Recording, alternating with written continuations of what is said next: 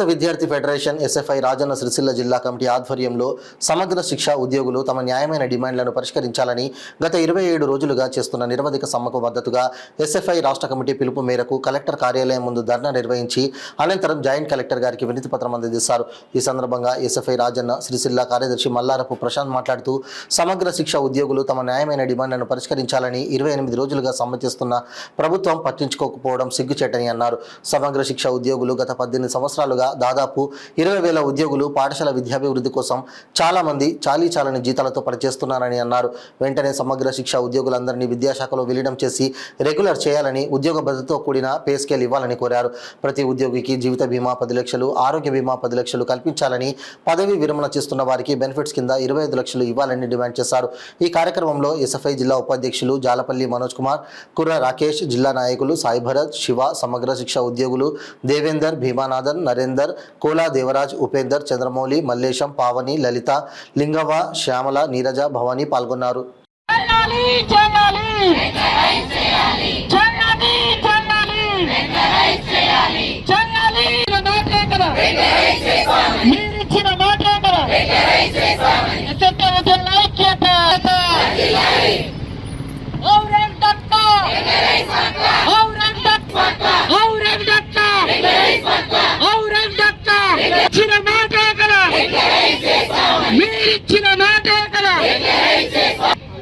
విద్యార్థి federation SFI Telangana రాష్ట్ర committee పిలుపు మేరకు ఏదైతే సమగ్ర శిక్ష ఉద్యోగులు తమ న్యాయమైనటువంటి డిమాండ్లు పరిష్కరించాలని చెప్పేసి గత 28 రోజులుగా మరి సమ్మెలు చేస్తున్నారో వారికి మద్దతుగా తెలంగాణ రాష్ట్ర కమిటీ సంపూర్ణమైనటువంటి మద్దతు తెలియజేస్తూ ఈరోజు ఏకకాలంలో రాష్ట్ర వ్యాప్తంగా ఉన్నటువంటి 33 కలెక్టరేట్ల ముందు కూడా ఎస్ఎఫ్ఐగా సమగ్ర శిక్ష ఉద్యోగులకు మద్దతుగా ధర్నాలు నిర్వహించడం జరుగుతూ ఉంది.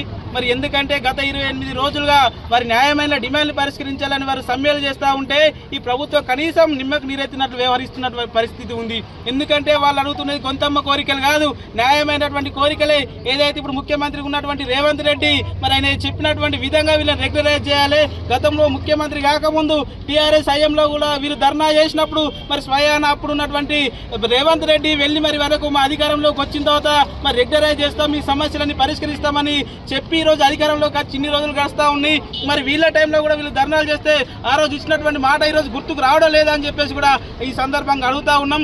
అదే విధంగా ఇక్కడికి వచ్చినప్పుడు ఎమ్మెల్యే ఆది శ్రీనివాస్ గారు కావచ్చు, పొన్నం ప్రభాకర్ గారు కావచ్చు, ఇక్కడికి వచ్చినటువంటి సందర్భంలో వీళ్ళు వినతి పత్రాలు ఇచ్చి సమస్యలు పరిష్కరించాలని, రెగ్యులరైజ్ చేయాలని చెప్తే మరి మాటపూర్వకంగా చెప్తున్నారా తప్ప ఏ ఒక్కరు కూడా జియో అనేటువంటి విడుదల చేయడం లేదు. మరి వెంటనే వీళ్ళని రెగ్యులరైజ్ చేయాలని చెప్పేసి కూడా వీళ్ళ శాఖల్లో ఉన్నటువంటి ప్రతి ఒక్కరు రెగ్యులరైజ్ చేయాలని చెప్పేసి కూడా ఆ డిమాండ్లని పరిష్కరించాలని చెప్పేసి కూడా ఎస్ఎఫ్ఐగా మేము డిమాండ్ చేస్తూ ఉన్నాం. లేని ఏడల ఎందుకంటే వీళ్ళందరూ ఇక్కడ సమ్మెలో ఉండడం ద్వారా పాఠశాలల్లో విద్యార్థులు చాలా వరకు కూడా వాళ్ళు లాస్ అవుతున్నటువంటి పరిస్థితి ఉంది. మరోవైపు పరీక్షలు రాబోతా ఉన్నాయి కాబట్టి విద్యార్థుల భవిష్యత్తును కూడా దృష్టిలో ఉంచుకోవాల్సినటువంటి అవసరం ఉంది. వీళ్ళ సమస్యలు పరిష్కరించినట్టయితే వీళ్ళు వెంటనే విధుల్లో చేరి వాళ్ళ పాఠశాలలో మెరుగైన విద్య అందించడానికి అవకాశాలు ఉంటాయి కాబట్టి మరి వెంటనే వీళ్ళ సమస్యలు పరిష్కరించాలి. మరి జీవో వెంటనే విడుదలయ్యాలని చెప్పేసి ఎస్ఎఫ్ఐగా డిమాండ్ చేస్తూ ఉన్నాం. లేని ఏడల ఎస్ఎఫ్ఐగా రాబోయే రోజుల్లో వీళ్ళ సమస్యల పరిష్కారం అయ్యేంత వరకు ఉద్యమాలు ఉధృతం చేసి మరింత కూడా ముందుకు తీసుకెళ్తామని చెప్పేసి కూడా